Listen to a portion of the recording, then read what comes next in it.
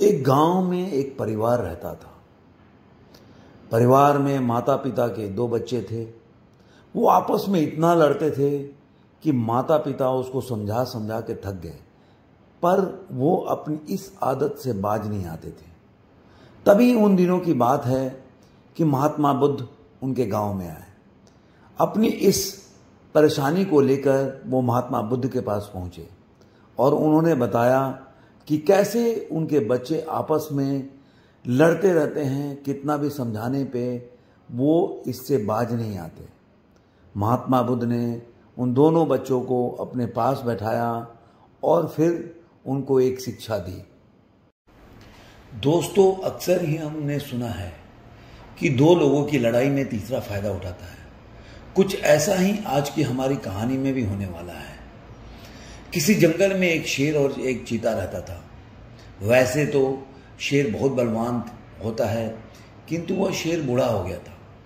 उससे दौड़ा नहीं जाता था। चीता मोटा और बलवान था।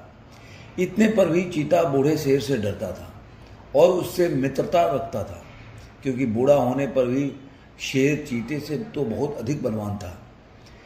कई बार की बात है कि शेर और चीते में किसी को कोई शिकार नहीं मिला।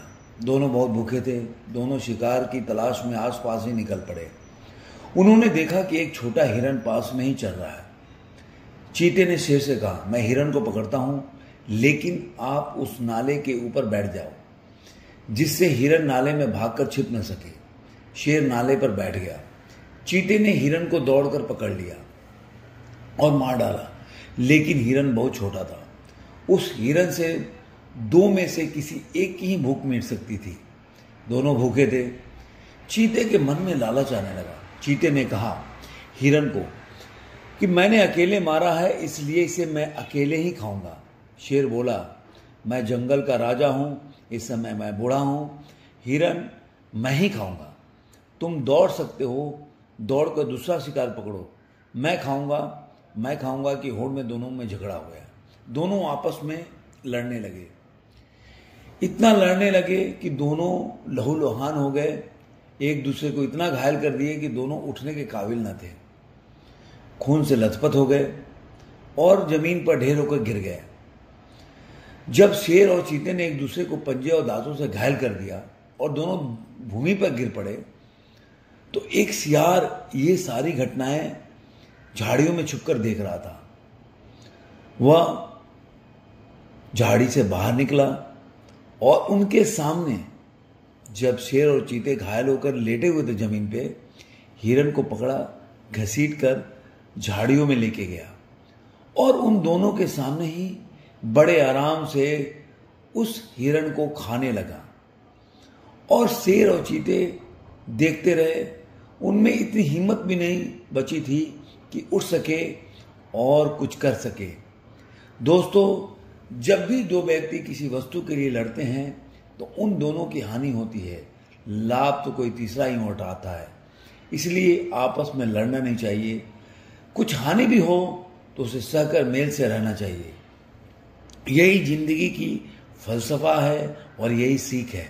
इस कहानी से यही सीख भी मिलती है कि हम लड़ने में जब समय गंवा देते हैं या ये सोच लेते हैं कि उसे तो कुछ भी नहीं मिलना चाहिए, तो उसको कुछ नहीं मिलने के चक्कर में आपको भी कुछ नहीं मिलता है।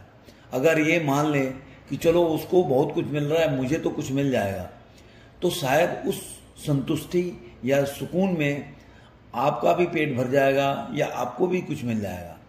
लेकिन हम सारा ताकत इसमें लगा दें कि उसको कुछ नहीं लेने दूंगा, उसको हानि पहुंचा दूंगा, तो इसमें आपका भी हानि होगा।